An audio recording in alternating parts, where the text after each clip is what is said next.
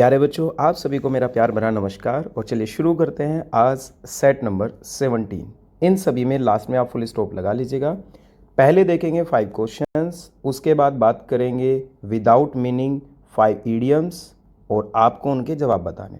फटाफट मैं कोशिश करूंगा लिंक बताने की, आपको याद कराने की। सो पहला है, he is a nationalist to the core. क्या लगता है आपको, क्या जवाब होना चाहिए प्यारे बच्चों? Completely, consequently, partially, ultimately.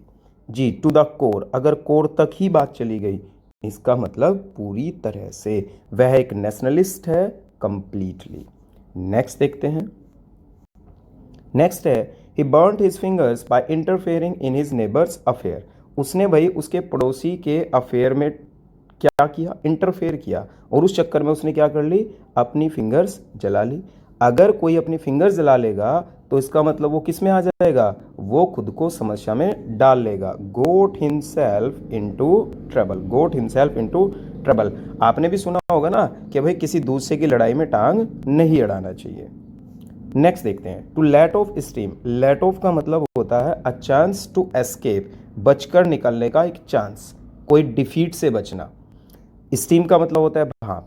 To let off steam, let off steam का मतलब हो जाएगा to release his tension. Next देखेंगे, adolescence is a period of halcyon days. देखो हेल्सन डेज जो होंगे आप सभी के जीवन में कभी ना कभी जरूर आए होंगे। ये होते हैं हैप्पी डेज, खुशनुमा दिन। एक यहाँ पे एक वर्ड होता है, आपने अगर सुना हो, ब्लिश। ब्लिस का मतलब होता है परफेक्ट हैप्पीनेस। एक तो आप हैप्पी होते हो और एक परफेक्ट हैप्पीनेस, जो परफेक्ट हैप्पीनेस होगी उसको बोला जाता है ब्लिस। सो हेल्सन डेज का मतलब हो जाएगा हैप्पी डेज। नेक्स्ट देखते हैं। नेक्स्ट है हमारे पास, he has all his ducks in a row. या डक्स, आपने बत्तखें देखी होंगी, कभी क्या वो लाइन में चलेंगी? आपने देखा बहुत सारी उसके पास बत्तखें हैं, और उसने सारी जो भी उसके पास बत्तखें थी और इस डक्स, उसने सारी की सारी किस में कर ली? एक रो में लगा रखी है, एक पंक्ति में लगा रखी है। अगर पंक्ति में लगा रखी है तो इसका मतलब उसने सब कुछ क्या कर रखा है? Well organize. उसने किया हुआ है वेल ऑर्गेनाइज। सो अभी हमने 5 देखे, और आपने इनके आंसर्स भी देखे, हल्के फुल्के हमने इनके लिंक्स भी देखे। अभी मैं फटाफट शुरू में 5 लेके चल रहा हूँ आपके सामने, और आपको बताना है इनका जवाब। इससे क्या होगा? आपका रिवीजन भी हो जाएगा। टू द कोर का मतलब बताइएगा बच्चों। टू द कोर, जी बिल्कुल सही जवाब है। मन मन में बता दीजिएगा, कमेंट बॉक्स में आपका मन है अगर बताने का तो बता दीजिएगा। टू द कोर का मतलब हो जाता है कंप्लीटली। बर्न्ड हिज फिंगर्स का मतलब हो जाता है, जी अपनी उंगलियां जला ली, इसका मतलब ट्रबल में डाल लिया। Got himself into trouble. Let off steam, let off steam का मतलब होगा रिलीज इज टेंशन। आपने भी देखो, आप इसको ना एक और हिंदी के लिंक से बना लीजिएगा। आपने कहावत सुनी होगी कि अगर गुस्सा आ रहा है, टेंशन आ रही है, तो लंबी लंबी सांसें लो। तो स्टीम वैसे तो भाप होती है, वाष्प होती है, आप इसको सांस से रिलेट कर लीजिएगा कि उसने सांस को क्या कर लिया? लेट ऑफ कर लिया। यानी कि उसने लंबी लंबी सांसें लेके अपनी टेंशन को लेट ऑफ कर लिया, यानी कि उसने रिलीज कर दिया। So release his tension. Halcyon days, happy days. Has all his ducks in a row, सारी की सारी डक्स एक रो में है, इसका मतलब इज वेल ऑर्गेनाइज। आशा करता हूं प्यारे बच्चों आपको ये 5 याद हुए होंगे। फटाफट 5 और देख लेते हैं। और 6th है हमारे पास, Ram is very calculative and always has an axe to grind. देखो बहुत ही कैलकुलेटिव है और हमेशा क्या करता है? X to grind. एक्स का मतलब कुल्हाड़ी और ग्राइंड का मतलब होता है पीसना। अच्छा एक चीज बताओ, कुल्हाड़ी को इंसान कब चलाता है? जब उसको किसी चीज़ की ज़रूरत होगी, लकड़ी की ज़रूरत होगी। अगर वो लकड़ी काट के ला रहा है कुल्हाड़ी से, तो इसका मतलब उसका पर्सनल मोटिव है। ग्राइंड का मतलब पीसना। अगर वो कोई सामान पीस रहा है, आप लोग भी अगर घर में मिक्सी के अंदर अगर कुछ पीसते हैं तो वो किस लिए पीसते हैं? अपने पर्सनल मोटिव के लिए, आपको उस चीज़ की ज़रूरत है। So has an axe to grind का मतलब होता है हैज़ अ प्राइवेट एजेंडा या फिर प्राइवेट ओपिनियन। सो यहाँ पर आंसर हो जाएगा सी। नेक्स्ट देखेंगे। नेक्स्ट है, the public looked all over for him but drew a blank.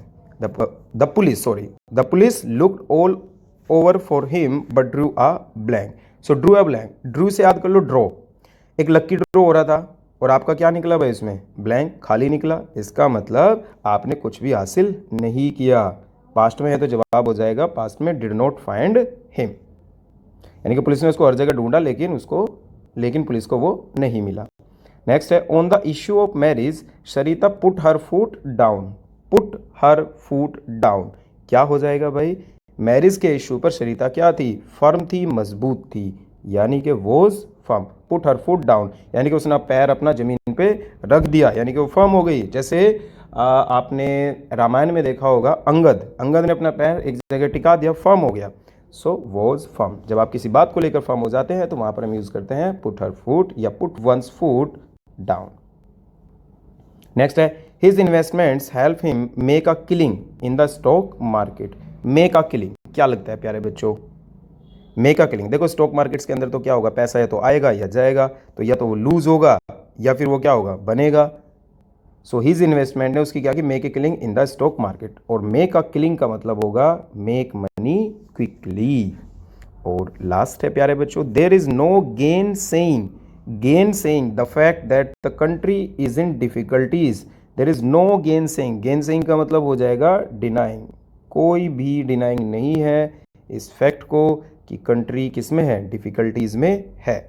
सो अभी देख लेते हैं फटाफट इन 5 को और आप बताएंगे अपने अपने जवाब। Has an axe to grind, link बनाओ, याद करो कुल्हाड़ी कब चलाते हैं, has a personal motive. Drew a blank, lucky draw किया था, ब्लैंक निकल के आया यानी कि did not find him. Put her foot down, पैर को जमा के रख लिया, इसका मतलब क्या होगा, फर्म, मजबूत थी वो। मेक अ किलिंग, और इन्वेस्टमेंट स्टॉक मार्केट में इसका यूज करते हैं। मेक अ किलिंग का मतलब हो जाएगा जी वॉज फर्म। गेन सेइंग का मतलब हो जाएगा डिनाइंग। सो प्यारे बच्चों, आज का सेशन यहीं पर समाप्त करते हैं। आशा करता हूँ आपको बड़ा अच्छा लगा होगा। फटाफट इसको ज़्यादा से ज़्यादा जगह शेयर कर दीजिएगा जिससे कि ज़्यादा से ज़्यादा बच्चों को इसका बेनिफिट मिले। ओके, थैंक यू बच्चों। सो प्यारे बच्चों, अभी हम देखने वाले हैं सेट नंबर 18 और यहाँ पर आप देख रहे हैं 5, इनके सामने आंसर्स नहीं है। एक बार मैं फटाफट आपको 5 क्वेश्चंस बता देता हूँ एग्जाम में कैसे आते हैं, आपको उनके लिंक्स बता देता हूँ और फिर वापस से हम इन 5 के ऊपर आएंगे। सो देखिएगा, पहले इनको हम सेंटेंस में यूज करके देखते हैं। I jump out of my skin when the explosion happen. जब एक्सप्लोजन हुआ तब मैं क्या हुआ, jump out of my skin. इसका मतलब होता है मैं सरप्राइज हो गया, मैं डर गया, फ्राइटेंड। आप कह सकते हैं to say that someone is surprised or frightened very much। अब उससे मिलता जुलता क्या है, अगर कभी कोई सरप्राइज हो जाए, फ्राइटेंड हो जाए, इसका मतलब वो पैनिक हो गया था।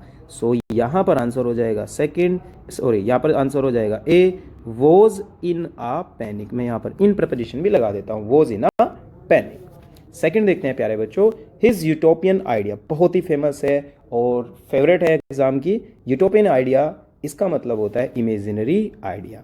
So his utopian idea was entertaining but not acceptable. कि भाई उसका जो इमेजिनरी आइडिया है ना, एंटरटेन करने के लिए तो सही था लेकिन एक्सेप्टेबल नहीं था। सो इमेजिनरी आइडिया। नेक्स्ट है he has the habit of getting into a row over tribal matters. यहाँ पर प्यारे बच्चों जो ट्राइबल आया एसएससी में सिनोनिम में पूछा गया है। ट्राइबल का मतलब होता है इनसिग्निफिकेंट, या आप कह सकते हैं प्यारे बच्चों अनइम्पोर्टेंट। सो यहाँ पर अगर मैं बात करूँ गेटिंग इनटू अ रो, इसका मतलब होता है टू फाइट विथ समवन, इससे मिलता जुलता हमारे पास है पिकिंग अप अ फाइट। सो मैं रो में खड़ा हूँ और मैं इंतजार कर रहा हूँ अपनी फाइट का कि कब मैं अखाड़े में जाऊँगा, कब मेरी फाइट होगी। ऐसा हम लिंक बना सकते हैं। मैंने बार बार आपसे एक ही चीज़ की, लिंक बनाने का मतलब ग्रामेटिकली नहीं होता, आप अपने हिसाब से कोई भी लिंक बना सकते हैं। फोर्थ देखेंगे प्यारे बच्चों, do not lose your head. मैं पहले भी करा चुका आपको, लूज योर हेड का मतलब होता है आउट ऑफ कंट्रोल। सो इसका मतलब है do not lose your head in public. Public में आउट ऑफ कंट्रोल नहीं होना चाहिए, अपना आपा नहीं खोना चाहिए। मतलब lose your head get angry. Next देखेंगे, he was out of spirits for a few days after his defeat. उसकी हार के बाद कुछ दिनों तक तो वो क्या रहा, आउट ऑफ स्पिरिट रहा। स्पिरिट का मतलब आत्मा। आप याद करें, आपकी किसी अजीज की आत्मा ही बाहर निकल गई, आपको पता चला कि उसकी तो चित्त, उसकी आत्मा बाहर। मैं लिंक बना रहा हूं यहाँ पर, तो इसका मतलब वो क्या था, आप लिंक बना लीजिएगा। आत्मा ही बाहर चली गई अगर किसी आपके अपने की, तो आपको पता चला कि भाई अब तो आपको जब ये खबर मिली तो इसका मतलब आप उस टाइम पे क्या हो जाएंगे, ग्लूमी, यानी कि आप हो जाएंगे उदास। और इससे मिलते जुलते मैं कुछ वर्ड्स आपको बता सकता हूँ प्यारे बच्चों, आप सैड भी कह सकते हैं और इसका एक आप कह सकते हैं डिस्करेज। सो अभी हमने 5 देखे, फटाफट देख लेते हैं कि इनके आंसर्स क्या क्या होंगे। आंसर हमने देखे, एक बार आप फटाफट, आपके सामने सिर्फ इडियम्स हैं, आपको बताना है जवाब। इससे प्यारे बच्चों आपका हो जाएगा revision. So my dear students please बताइएगा, jump out of my skin क्या हो जाएगा। Jump out of my skin, मेरी स्किन से वो क्या करके चला गया, जंप करके चला गया। यानी कि मेरी स्किन का मतलब मेरी स्किन से मैंने उसको क्या किया भाई, वो जंप होके चला गया, यानी कि वो पैनिक हो गया था, वो डर गया था। सो यहाँ पर हो जाएगा was in a panic. Second है यूटोपियन आइडिया। यूटोपियन आइडिया का मतलब, जी बिल्कुल सही जवाब प्यारे बच्चों आपका इमेजिनरी आइडिया। आप चाहे तो प्यारे बच्चों कमेंट बॉक्स में आप बता सकते हैं कितने आंसर आपके सही आ रहे हैं और कितना आपके लर्न हो रहा है, इस वीडियो से आपको कितना बेनिफिट मिल रहा है, प्लीज़ आप जरूर बताइएगा। Getting into a rope, getting into a rope का मतलब हो जाएगा किसी के साथ लड़ना, to fight with someone. Lose your head, out of control, या फिर कह सकते हैं get angry. Out of spirit यानी कि उदास, यानी कि ग्लूमी, या फिर सैड। चलिए प्यारे बच्चों 5 और देख लेते हैं फटाफट। 6th है हमारे पास, the cops were on their toes. On their toes का मतलब क्या होगा, थ्रू आउट द डे, पूरे दिन भाई कोप्स जो थी वो क्या थी, ऑन देयर टो, यानी कि ऑन देयर टोज का मतलब होगा अलर्ट। जब आप हर एक प्रकार की सिचुएशन के लिए अपने आप को तैयार रखते हैं, यानी कि उस समय पर आप होते हैं ऑन वंस टोज, यहाँ पर सेंटेंस में यूज किया गया है ऑन देयर टोज। वंस का मतलब यहाँ पर प्यारे बच्चों मैं पहले बहुत बार बता चुका हूँ, इसकी जगह कोई भी पजेसिव एडजेक्टिव आप यूज कर सकते हैं, किसी के नाम के साथ एपोस्ट्रोफी एस कर सकते हैं। So on their toes alert, so answer हो जाएगा, तो भाई आप टोज पर हैं, यानी कि आप अलर्ट हैं। नेक्स्ट देखेंगे, the officer kick up a row over the issue. Kick up a row, प्यारे बच्चों फटाफट बताइएगा, किक अप अ रो जी क्या होना चाहिए आपके हिसाब से। किक अप अ रो का मतलब होता है मेक अ ग्रेट फस, या फिर नॉइज, बहुत ज्यादा शोर शराबा करना, हा हुल्ला करना बिना बात का। सो यहां पर हो जाएगा made a great fuss. So kick up a row, employees की पूरी रो थी, पंक्ति थी, और ऑफिसर ने क्या किया भाई, किक मार दिया, तो हा हुल्ला शुरू हो गया। ये हमने बना लिया एक छोटा सा link. So make a great आप कह सकते हैं नॉइज या फिर फस। नेक्स्ट देखते हैं प्यारे बच्चों, और Sarla is always ready to eat anyone salt. Eat anyone salt यानी कि किसी का भी नमक खाने के लिए वो हमेशा क्या रहती है, तैयार रहती है। इसका मतलब होता है टू बी वंस गेस्ट। अगर आप किसी का नमक खाएंगे, इसका मतलब आप उसके घर में रह रहे हैं, आप उसके क्या है, मेहमान हैं। टू बी वंस गेस्ट, या फिर कह सकते हैं टू स्टे एट। सो प्यारे बच्चों यहाँ पर 9th है हमारे पास, he decided to bury the hatchet. Bury the hatchet का मतलब होता है टू मेक पीस, शांति रखना, कोई भी लड़ाई झगड़े हैं उनको शांत कर देना, to make peace, bury the hatchet. और आज का लास्ट है हमारे पास, the story does not hold water.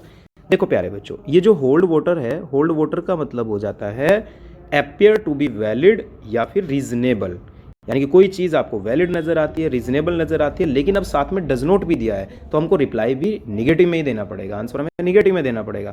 So the story does not hold water, इसका मतलब हो जाएगा कांट बी वैल्यूड, यानी कि जो वैल्यूएबल ना लगे आपको, जो आपको वैलिड ना लगे। सो यहाँ पर एक बार हम देख लेते हैं फटाफट इनको, और इनके आंसर देख लेते हैं। सो ऑन देयर टोज का मतलब हो जाएगा प्यारे बच्चों क्या, फटाफट बताइएगा। जी बिल्कुल सही जवाब है आपका alert. Kick up a row, kick up a row का मतलब हो जाता है make a great noise. To eat anyone salt, इसका मतलब हो जाता है किसी के घर पर रहना, किसी के मेहमान बनकर रहना, to stay at someone's house. Bury the hatchet, bury the hatchet का मतलब होगा टू मेक पीस। और नेक्स्ट है हमारे पास, does not hold water, can't be valued. प्यारे बच्चों इस सेशन में बहुत सारी इडियम्स हम देखने वाले हैं, और बिल्कुल लास्ट के अंदर जितनी भी आज हम डिस्कस करने वाले हैं इडियम्स, बिल्कुल लास्ट के अंदर एक बार फिर से मैं इसी तरह से इनको रिवाइज कराऊंगा। सो आपके कंप्लीट इसी सेशन के अंदर सब कुछ याद हो जाएगा। बस आप भी सब कुछ टेंशन छोड़कर एक बार इनको अच्छे से देखते रहिएगा। चलिए बच्चों आगे बढ़ जाते हैं। सो प्यारे बच्चों आगे बढ़ जाते हैं और देखते हैं यहाँ पर सेट नंबर 19। फर्स्ट क्वेश्चन है हमारे पास, I hope to talk him over to our view. देखिएगा, टॉक प्लस नाउन और pronoun plus over, talk him over, यहाँ पर इसका मतलब हो जाएगा किसी को कन्विंस करना, किसी को मनाना, रिझाना, अपनी बात मनवाना। सो आंसर हो जाएगा हमारा ए, फर्स्ट हो जाएगा convince. I hope to talk him over to our view, यानी कि कन्विंस। आगे बढ़ जाते हैं प्यारे बच्चों, और सेकंड है हमारे पास, आई हैड टू पे through my nose for the concert. देखो, पे थ्रू माई नोज यानी कि आपने किसी को पे किया और इतना पे किया कि सर से लेकर, या आप कह सकते हैं पैर से लेकर नाक तक, इतने पैसे आपने उसको दिए, यानी कि बहुत सारे आपने उसको पैसे दिए। टू पे more than something is worth. आप कह सकते हैं, यहाँ पर बताइएगा आपके हिसाब से क्या होना चाहिए। पे नो मनी, पे ऑल द मनी, पे अ ह्यूज सम, पे लिटिल मनी। जी बिल्कुल, आपका जवाब सही होगा, पे अ ह्यूज मनी, बहुत सारा पैसा देना। आप इसको कह सकते हैं कई बार किसी चीज़ का ऐसी कीमत भी नहीं है फिर भी हम उससे ज़्यादा उसके पैसे दे रहे हैं, तो इसका मतलब वहाँ पर कर रहे हैं पे थ्रू वंस नोज। आप इसको ऐसे समझ लीजिएगा एक एग्जांपल के थ्रू। अभी लॉकडाउन के टाइम पर शराबबंदी हुई, लेकिन जो शराब पीते हैं वो लोग उसके डबल ट्रिपल पैसे देकर भी उस शराब को लेकर आ रहे हैं, यानी कि वो क्या कर रहे हैं, पे थ्रू देयर नोज कर रहे हैं, बहुत ज़्यादा पेमेंट कर रहे हैं किसी चीज़ का जो उसकी एक्चुअल वर्थ भी नहीं है। आगे बढ़ते हैं। थर्ड है हमारे पास, she has a bee in her bonnet and can say anything. सो प्यारे बच्चों बड़ी फेमस है ये एग्जामिनेशन पॉइंट ऑफ व्यू से, और एसएससी की तो बहुत फेवरेट है, कई बार एग्जाम में आ चुकी है। अ बी इन वंस बोनट। देखो, मैं हर बार आपको समझाता हूँ, कई बच्चे सोचते हैं कि सर आप बोल देते हो वंस, सो ये वंस क्या है। देखो प्यारे बच्चों, वंस का मतलब क्या होता है, जब भी आप इंटरनेट पे देखेंगे या किसी बुक में देखेंगे तो वहाँ पर फ्रेज में क्या नज़र आएगा, वहाँ पर आपको ये नज़र नहीं आएगा कि अ बी इन हिज बोनट या अ बी इन योर बोनट। वहाँ पर आपको नज़र आएगा कुछ भी, जो भी है ईडीएम जो भी दे रखी है, और वहाँ उसकी जगह पर आएगा वंस। तो आप वंस से आप यहाँ समझ लीजिएगा कि यहाँ पर कोई भी पजेसिव एडजेक्टिव इसकी जगह आ सकता है जब वो इस तरह किसी ईडीएम में यूज़ हो रहा है। सो यहाँ पर पजेसिव एडजेक्टिव आप सभी जानते हैं, my, our, your, his, her, their, its, और या फिर आ सकता है किसी का नाम और उसके साथ एपोस्ट्रोफी एस। तो यहाँ पर उसने एक पजेसिव एडजेक्टिव लिया है हर। सो इसका मतलब होगा she has a bee in her bonnet and can say anything. A bee in her bonnet इसका मतलब होता है talking about something again and again because someone thinks that it is very important. यानी कि जब कोई भी शख्स बार बार एक ही चीज़ के बारे में बोलता रहे और उसको लग रहा है, वो सोच रहा है कि ये बहुत ज़्यादा चीज़ इम्पोर्टेंट है, आप कह सकते हैं वो क्या है, एक क्रेजी पर्सन है। सो यहाँ पर हैज़ के नीचे भी मैं अंडरलाइन कर देता हूँ क्योंकि यहाँ पे वर्ब दी हुई है। So she has a bee in her bonnet, तो has a bee in bonnet का मतलब हो जाएगा इज अ क्रेजी पर्सन। आगे बढ़ जाते हैं। His promotion is on the cards. So on the cards का मतलब होगा लाइकली टू हैपन, या हम कह सकते हैं वेरी लाइकली टू हैपन, यानी कि बहुत ज़्यादा घटित होने की जिसकी पॉसिबिलिटी होती है उसको बोला जाता है ऑन द कार्ड्स। और आप इसको कह सकते हैं ये ऑलमोस्ट सर्टेन ही होता है, प्रोबेबल से ज़्यादा होता है। सो आपका जो सही आंसर होगा वो होगा सी, यानी कि सर्टेन, निश्चित, उसका प्रमोशन सर्टेन है। नेक्स्ट देखते हैं। He resign the post of his own accord. बड़ी प्यारी है, थोड़ी हार्ड भी है। Of his own accord, of his own accord का मतलब होता है जब आप स्वयं अपनी इच्छा से बिना किसी दबाव के आप कोई काम करने की सोचते हैं, उसमें कोई आपके ऊपर प्रेशर नहीं होता है। जैसे आपने सुना होगा कि वॉलंटियर, तो वो स्वयं इच्छा से काम करते हैं, विलिंगली काम करते हैं। So of his own accord का मतलब होगा वॉलंटियरली या फिर एंड विलिंगली।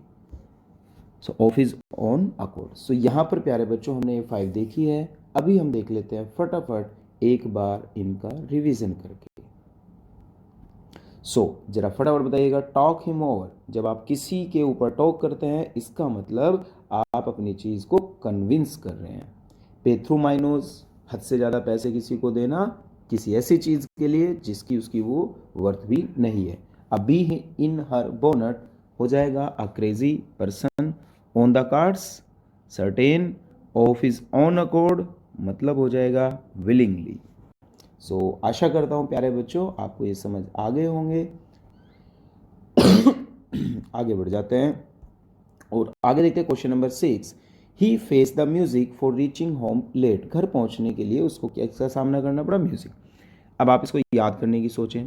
मान लो कि आपके सर में बहुत तेज़ दर्द हो रहा है और आपके सामने म्यूज़िक को बहुत तेज़ तेज़ आवाज़ में बजा दिया जाए और आप उस म्यूज़िक को फेस कर रहे हैं, तो एक प्रकार की आपके लिए वो क्या हुई, punishment. So face the music का मतलब होता है फेस पनिशमेंट। नेक्स्ट देखते हैं, do you think this examination is a hard nut to crack. शायद हमने इसको पहले भी कहीं ना कहीं देखा होगा, a hard nut to crack, कोई ऐसा नट जो बड़ा हार्ड है, इसका मतलब वो थोड़ा सा क्या है, डिफिकल्ट है। सो आप यहाँ पे कह सकते हैं अ डिफिकल्ट जॉब, आप इसको टफ भी बोल सकते हैं। नेक्स्ट देखते हैं, When I opened the door, my books were lying at 6s and 7s। ये मैं पहले आपको इस सीरीज के अंदर डिस्कस कर चुका हूँ। एट 6s and 7s का मतलब होता है, मैंने बताया था, डिसऑर्डरली, अस्त व्यस्त रूप से। आप इसको और भी इसका मीनिंग निकाल के देख सकते हैं। आप कह सकते हैं इन अ कंफ्यूज और डिफिकल्ट सिचुएशन, ये भी इसका मीनिंग आ सकता है। और ये आप कह सकते हैं इन डिसऑर्डर या फिर डिसऑर्डरली। सो आंसर हो जाएगा यहाँ पर डी ऑप्शन। नेक्स्ट देखते हैं, his behaviour indicates that he has blue blood. प्यारे बच्चों, ब्लू ब्लड, जो ब्लू ब्लड होता है वो शाही खानदान से रिलेटेड होता है, वो बहुत ही रॉयल फैमिली से बिलोंग करेगा बंदा। तो इसका मतलब यहाँ पर हो जाएगा कि उसका बिहेवियर हमें इंडिकेट कर रहा है कि वो किससे बिलोंग करता है, belongs to a royal family. और बिलोंग के साथ प्यारे बच्चों यहाँ पर प्रपोजिशन आती है टू, और बिलोंग जब पोजेशन के लिए हम यूज़ कर रहे हैं उस समय पर इसको कॉन्टिन्यूस फॉर्म में भी हम नहीं यूज़ करते, मतलब बिलोंगिंग नहीं करेंगे। नेक्स्ट देखते हैं, he always seems to get the lion's share. अब आप बताओ, जंगल के अंदर अगर शेर ने कोई शिकार किया और उसको जो हिस्सा मिलेगा वो कितना हिस्सा मिलेगा, सबसे ज़्यादा मिलेगा, कम मिलेगा, थोड़ा बहुत मिलेगा? तो आप सभी कह देंगे शेर तो जंगल का राजा है, इसका मतलब उसका हिस्सा क्या होगा, सबसे ज़्यादा होगा, यानी कि उसका मेजर शेयर रहेगा, लार्जेस्ट पार्ट ऑफ समथिंग। सो यहाँ पर हो जाएगा प्यारे बच्चों अ मेजर शेयर। एक बार फिर से इनको रिवीजन करके देख लेते हैं। फेस द म्यूजिक, प्यारे बच्चों क्या होगा, बिल्कुल सही बात है, face punishment. A hard nut to crack, बिल्कुल सही जवाब, टफ या difficult. Eight 6s and 7s, disorderly, या फिर कह सकते हैं इन अ कंफ्यूज और difficult situation. Has blue blood, इसका मतलब क्या होगा, belongs to a royal family. Low and share क्या हो जाएगा बच्चों, बिल्कुल सही जवाब, लार्जेस्ट पार्ट ऑफ समथिंग हो जाएगा, या फिर कह सकते हैं मेजर शेयर। आशा करता हूँ ये सेशन अभी तक आपको अच्छा लग रहा होगा। एक बात प्यारे बच्चों मैं आपको बता रहा हूँ, यूट्यूब के ऊपर आपने एक चीज़ देखी होगी, चीज़ें बहुत हैं लेकिन अस्त व्यस्त रूप से हैं। आप ये भी कह सकते हैं वो डिसऑर्डरली है, एक प्रॉपर ऑर्गेनाइज नहीं किया गया है उनको। और मेरा जो यहाँ पर ये जो भी मैं सेशन लेके आ रहा हूँ, जैसे आपने देखा होगा कि मैं यहाँ पर सेशन लेके चला हूँ अपना इडियम्स एंड फ्रेजेस के ऊपर, और मैं इसको कंप्लीट करूँगा। इस वीक के अंदर कंप्लीट आपको मिल जाएगा इडियम्स एंड फ्रेजेस। और अभी ये सेशन आने के बाद एक सेशन और आएगा, और उस सेशन के अंदर प्यारे बच्चों हम लेके चलेंगे जितने भी आज तक प्रीवियस पेपर्स में आए हुए हैं, जितने भी आए हुए हैं प्रीवियस पेपर में, जितने भी SSC, CGL, CPO, CHSL, MTS या और अदर एग्जाम्स के अंदर जो जो भी इडियम्स एंड फ्रेजेस आई हुई है उन सभी को हम डिस्कस करने वाले हैं। इट मीन्स ये होगा कि अगर आप कोई ऐसे एग्जाम की तैयारी कर रहे हैं जिसके अंदर इडियम्स एंड फ्रेजेस आती हैं, तो आपको अलग से ना तो कोई बुक परचेज करने की ज़रूरत है, ना अलग से कहीं पढ़ने की ज़रूरत है। सिर्फ शुरू से लेके लास्ट तक ये सारे सेशन देख लीजिएगा, कोई क्वेश्चन आपके एग्जाम से बाहर नहीं जाएगा, ये मेरा वादा है आपसे। तो चलिए प्यारे बच्चों आगे बढ़ जाते हैं। प्यारे बच्चों अभी देखने वाले हैं हम सेट नंबर 20। सो पहले देख लेते हैं क्वेश्चंस, और फर्स्ट क्वेश्चन है सेट नंबर 20 का, the host team bore the palm. यहाँ पर ये बोर वर्ब की सेकंड फॉर्म है, फर्स्ट फॉर्म होती है बेयर। सो सेकंड फॉर्म है bore the palm in the league matches. मैं फुल स्टॉप यहाँ पे सभी में लगा दूंगा। सो आपने इससे पहले कभी ना कभी शायद हमारे किसी सेशन में देखा होगा ग्रीस द पाम, और ग्रीस द पाम का मतलब होता है किसी को रिश्वत देना, यानी कि bribe, to bribe, BRIBE, to bribe, रिश्वत देना। तो ये वो तो है नहीं, तो आप इसका मीनिंग मुझे बताइएगा। बोर द पाम, जी प्यारे बच्चों क्या लगता है आपको, bore the palm in the league matches. यार कई बार ना बच्चों तुम ना थोड़ा सा ना अपना माइंड भी लगाया करो। कैसे, ईडियम्स एंड फ्रेजेस इतनी आसान होती हैं जिसकी कोई हद नहीं, अगर वो सेंटेंस के अंदर आ जाए। दो तरह से एग्जामिनर पूछता है, एक वो आपको क्वेश्चन देगा, सेंटेंस में से यूज करके देगा, तब तो मीनिंग निकालना बेहद ही आसान हो जाता है ऑप्शंस देखकर भी। एक होता है कि वो सिर्फ ये दे देगा, कि सिर्फ इतना देगा, यानी कि ये क्वेश्चन नहीं दे रखा उसने, तब थोड़ा सा डिफिकल्ट हो जाता है, तब थोड़ा सा हार्ड हो जाता है। तो अभी तो क्वेश्चन है आपके सामने, सो आप जरा लगाओ दिमाग प्यारे बच्चों। अब तक तो आपने काफ़ी सारी इडियम्स एंड फ्रेजेस देख लिए हैं। सो जरा बताएगा, बोर द पाम क्या लगता है आपको? जी, जो बेयर द पाम है, बेयर द पाम का मतलब होता है टू विन, जीतना। तो यहाँ पे सेकेंड फॉर्म है, तो जीतने से रिलेटेड क्या नजर आ रहा है आपको यहाँ पर? विक्टोरियस, यानी कि यहाँ पर हो जाएगा आपका B part. So bore the palm. हथेली, हथेली को जो माना जाता है वो विक्ट्री का भी चिन्ह माना जाता है। जैसे कई बार आपने देखा होगा, फिंगर्स को आप ऐसे टू फिंगर्स ऐसे आप ऐसे कर लेते हैं, तो ये एक विक्ट्री का साइन होता है। सो यहाँ पर पाम हथेली होती है वैसे। सो बोर द पाम, इस पूरे का जो मतलब होगा वो हो जाएगा वॉज विक्टोरियस। चलिए प्यारे बच्चों आगे बढ़ जाते हैं, और मैं यहाँ पे फुल स्टॉप फिर से लगा देता हूँ। Just keep your wig on, everything will be all right. अब फिर से बच्चों अपना IQ लेवल इस्तेमाल करो, सेंटेंस को देखो, सेंटेंस के मीनिंग को समझो, और कमेंट बॉक्स में बताओ, खुद का दिमाग लगाओ।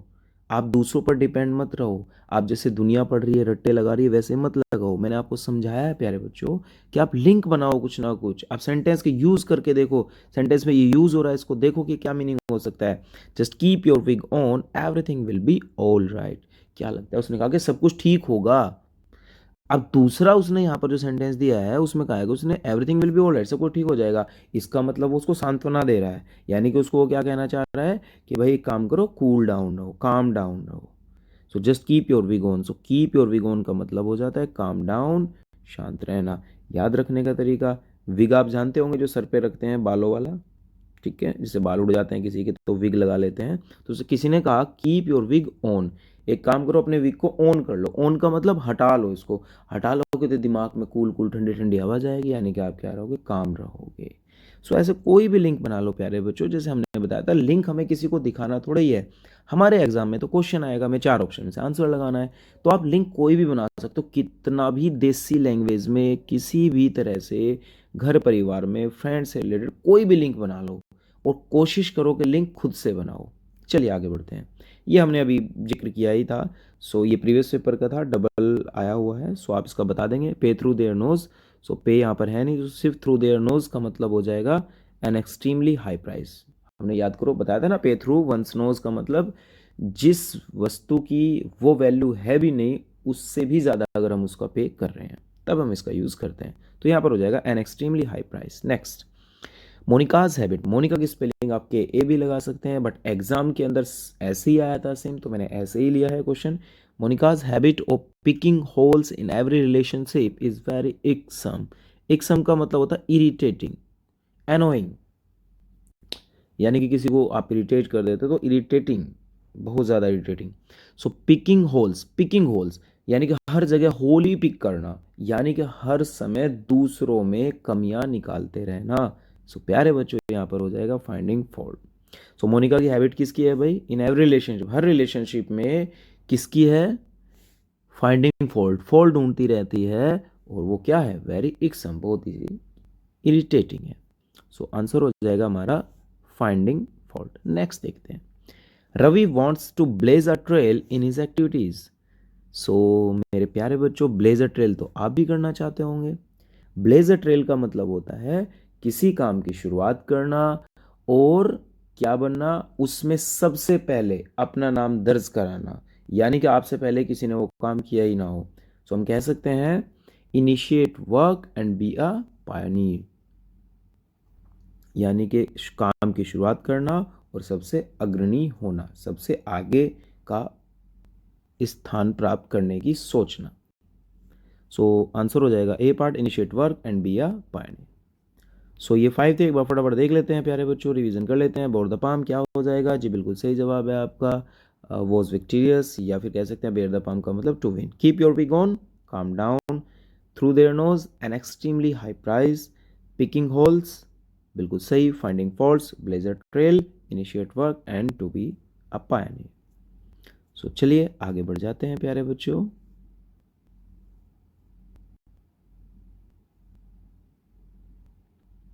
और नेक्स्ट है हमारे पास question number 6, their friendship lasted without a cloud to the end of his life. So आपने पढ़ा था पहले, इसी से मिलता जुलता अंडर ए क्लाउड, और अंडर ए क्लाउड का मतलब याद करो क्या कराया था आपको, बताओ बच्चों, अंडर ए क्लाउड फटाफट बताओ, कमेंट बॉक्स में बताओ, मैं देख रहा हूं। मैंने लास्ट ही सेशन में शायद आपको बताया था अंडर अ क्लाउड, बताइए बच्चों, कमेंट बॉक्स में इंतजार कर रहा हूं आपका। और यहां पर हम बात कर लेते हैं without a cloud. So without a cloud का मतलब होता है विदाउट स्टिग्मा, विदाउट स्टिग्मा। मैंने कहा सेंटेंस ही देख लो, उनकी फ्रेंडशिप अंत तक चली, यानी कि जब उसकी मृत्यु होगी तब तक कैसी रही, विदाउट अ क्लाउड। वहां पर उनके बीच में कभी कोई क्लाउड ही नहीं आया। क्लाउड का मतलब कोई भी स्टिग्मा नहीं आई, और स्टिग्मा का मतलब होता है कोई कलंक, कोई लांछन, कोई तोहमत। सो आंसर हो जाएगा हमारा डी, और इसका मैं आपका इंतजार कर रहा हूं, मुझे कमेंट बॉक्स में बताएंगे आप अंडर ए क्लाउड का मतलब। Next, the officials play ducks and drakes. देखो डक्स आप सबको पता है बत्तख होती है, ड्रेक क्या होती है, ड्रेक भी बत्तख होती है, लेकिन ड्रेक जो होती है वो मेल डक होती है, मेल जो डक्स होते हैं उनको बोला जाता है drake. So play ducks and drakes. So बत्तख और बत्तख का खेल खेल रहे हैं, मेल और फीमेल वाला ये बत्तख का खेल खेल रहे हैं, तो इसका मतलब है कि बेवजह व्यर्थ में ही अपने समय की बर्बादी करना या पैसे की बर्बादी करना। सो यहाँ पर हम देख लेते हैं क्या मीनिंग निकल के आ रहा है, the officials played ducks and drakes with the public money. तो यहाँ पर पैसे बे लापरवाही से खर्च किए जा रहे हैं, सो हो जाएगा आंसर हमारा squandered. The officials played ducks and drakes यानी कि स्क्वेंडर्ड। स्क्वेंडर्ड का मतलब क्या होगा, बहुत ज़्यादा पैसे की बर्बादी करना या समय की बर्बादी करना। नेक्स्ट देखते हैं, the students took to heels. ये पहले मैं करा चुका हूँ, टेक टू हील्स, और इसका मतलब हो जाता है सेकंड फॉर्म है तो जवाब भी सेकंड में होगा, रेन अवे। नेक्स्ट देखेंगे, the crowd was up in arms. ये तो आप सब कर दोगे, when the minister was caught in a scam. अगर भाई स्कैम में पकड़ा गया तो क्राउड क्या हो गई, अप इन आर्म्स। आप बताओ, कई बार आप आर्म्स अपनी बाहें ऊपर चढ़ा लेते हो, तो तब आपको क्या आ जाता है उस टाइम पे, गुस्सा। गुस्से में तो बाहें ऊपर चढ़ाते हैं ना कि आजा भाई अब देखेंगे तेरे को। सो आंसर हो जाएगा एंग्री। नेक्स्ट देखते हैं, there was neck to neck competition for the post. इस पोस्ट के लिए नेक टू नेक कंपटीशन है, तो किसी भी पोस्ट के लिए अगर कंपटीशन होगा तो वो क्या होगा, नेक टू नेक कंपटीशन, यानी कि बहुत ही क्लोज कंपटीशन। आंसर हो जाएगा सी। सो प्यारे बच्चों फटाफट इनको भी रिवाइज कर लेते हैं। विदाउट ए क्लाउड जी क्या होगा, विदाउट ए क्लाउड फटाफट बताया करो बच्चों, कमेंट बॉक्स में वेट करता रहता हूं आपका। विदाउट ए क्लाउड इसका मतलब without stigma, play ducks and drakes, squandered, took to hills, ran away, up in arms, angry, neck to neck, close competition. आशा करता हूँ आज के सेशन में हमने देखे हैं 40 इडियम्स एंड फ्रेजेस, उनमें से कुछ रिपीट भी थे। सो काफ़ी हमने देखे हैं आज एक ही सेशन के अंदर। आशा करता हूँ आप सभी के ये समझ में आए होंगे, याद भी आपके हुए होंगे। एक बार ये सारे के सारे मैं आपको फटाफट करा देता हूँ रिवाइज, टोटल जो अब तक हमने सेशन में देखे हैं। प्यारे बच्चों फटाफट कर लेते हैं रिवीजन। आई होप सेशन में आपको बहुत मज़ा आया होगा। सो फटाफट आप मुझे लास्ट में जाके बताएंगे, अभी हम डिस्कस कर रहे हैं सारे के सारे जो अब तक हमने सेशन में किए थे, और लास्ट में मुझे प्लीज़ ज़रूर बताइएगा आपके कितने सही आए हैं। आप मन मन में फटाफट जवाब दे दीजिएगा। Jump out of my skin मतलब हो जाएगा was in a panic, utopian idea, imaginary, getting in to a row, picking up a fight, या फिर कह सकते हैं to fight with someone, lose your hand इसका मतलब आउट ऑफ कंट्रोल, या फिर आप कह सकते हैं एंग्री, आउट ऑफ स्पिरिट्स इसका मतलब उदास, किसी के स्पिरिट्स ही आउट हो गई इसका मतलब उदास, सैड, ग्लूमी आप कह सकते हैं। सो प्यारे बच्चों मन मन में आप जवाब तैयार रखिएगा अपने, और पूरी ईमानदारी के साथ, कोई चीटिंग नहीं चलेगी बेटा, पूरी ईमानदारी के साथ लास्ट में मुझे कमेंट बॉक्स में ज़रूर बताइएगा कि आपके टोटल में से कितने सही आए हैं। देखते हैं आगे बढ़ते हैं। नेक्स्ट है talk him over. Talk him over का मतलब होता है किसी को कन्विंस करना। पे थ्रू माई नोज इसका मतलब किसी चीज़ के लिए इतना पे करना उसकी कीमत से भी ज़्यादा हो, तो आप कह सकते हैं टू पे more than something is worth. A bee in her bonnet इसका मतलब अ क्रेजी पर्सन, या फिर कह सकते हैं talking about something again and again because one things it is very important. On the cards certain, of his own accord खुद की मर्जी से करना यानी कि विलिंगली, नेक्स्ट देखते हैं, face the music, face the punishment, a hard nut to crack, इसका मतलब प्यारे बच्चों होगा डिफिकल्ट या फिर tough, at 6 and 7 in disorder, has blue blood, इसका मतलब होता है शाही कलर होता है ये, belongs to a royal family, the lion share, इसका मतलब द लार्जेस्ट पार्ट या फिर द लार्जेस्ट शेयर। नेक्स्ट देखते हैं, बहुत अच्छा लग रहा होगा प्यारे बच्चों आपको और आपके आंसर्स भी सही आ रहे होंगे। Without a cloud, without a cloud का मतलब हो जाता है विदाउट स्टिग्मा, बिना किसी कलंक के, बिना किसी लांछन के। प्ले डक्स एंड ड्रेक्स, इसका मतलब हो जाता है बच्चों स्क्वेंडर्ड, यानी कि पैसे की बर्बादी या फिर कह सकते हैं आप समय की बर्बादी। टुक टू हील्स, इसका मतलब हो जाएगा rain away. Up in arms, अगर कोई अपनी आर्म्स ऊपर कर लेगा इसका मतलब वो क्या है, वो नाराज़ है, वो गुस्सा है, वो एंग्री है, सो एंग्री हो जाएगा। नेक टू नेक, नेक टू नेक का मतलब हो जाता है क्लोज कंपटीशन। नेक्स्ट देखते हैं, बोर द पाम, ये बेयर द पाम से आप देख लीजिएगा, सो ये पर सेकंड फॉर्म है। सो बेयर द पाम का मतलब होता है to win.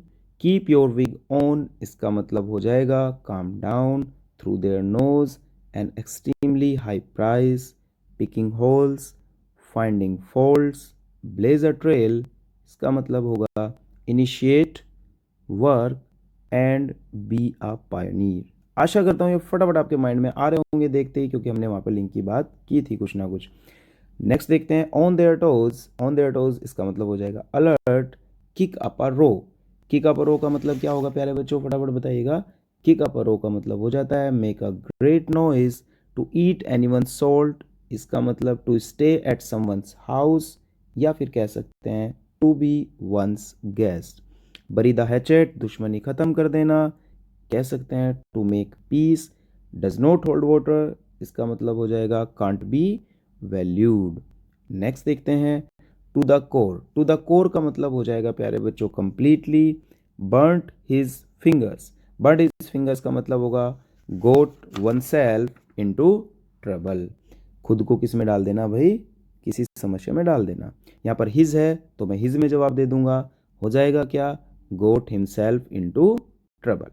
Late off steam, let off steam का मतलब होता है release one's tension. Health and days, पहले भी बताया था सबके जीवन में आते हैं हैप्पी डेज। और नेक्स्ट है हमारे पास has all his ducks in a रो, इसका मतलब हो जाएगा इज वेल ऑर्गेनाइज। नेक्स्ट देखते हैं, has an axe to grind, कुल्हाड़ी कब चलाएंगे, ग्राइंड कब करेंगे किसी भी चीज़ को, जब हमारा पर्सनल मोटिव होगा। तो कह सकते हैं हैज़ अ प्राइवेट एजेंडा या फिर हैज़ अ प्राइवेट मोटिव या has a personal motive. Drew a blank, did not find, put her foot down, was firm, यानी कि किसी चीज़ पर किसी बात पर अड़िग रहना। Make a killing, make money quickly, gain saying, gain saying का मतलब होता है डिनाइंग। ये सेशन यहीं तक, आशा करता हूँ प्यारे बच्चों आपको मेरे द्वारा की गई मेहनत बहुत अच्छी लगी होगी, और उम्मीद करता हूँ कि आगे जब कभी भी किसी भी एग्ज़ाम में आप बैठेंगे, इन सभी सेशन से अगर आपने बहुत अच्छे से पढ़े हैं, आपने इनको सभी ने अपनी नोटबुक में अच्छे से लिखा है, तो आपको बेनिफिट ज़रूर मिलेगा। चलिए प्यारे बच्चों, इसी के लिए लेते हैं आपसे विदा। Thank you very much, good luck.